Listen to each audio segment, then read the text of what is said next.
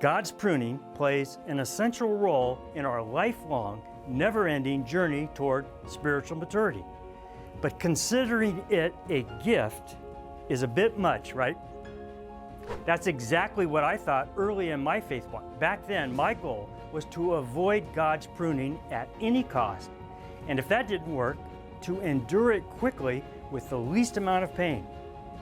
But that all changed when I hit an unpaved stretch of road as a corporate CEO.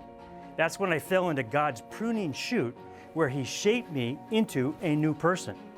I began praying for God's examination to go deeper, and I developed a rhythm that saw God's pruning as a gift, as an experience necessary to deepen my spiritual maturity.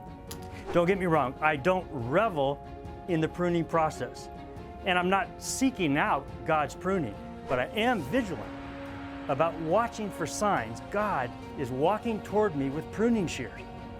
I trust God's plan and His timing to reveal what I had not been able to see, because I know He will use it to accelerate my spiritual growth.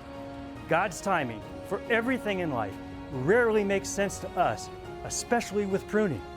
It's painful, but the timing of our pruning always makes sense to God. His purpose is behind the process, and He knows all about the learning we need to have to grow our faith.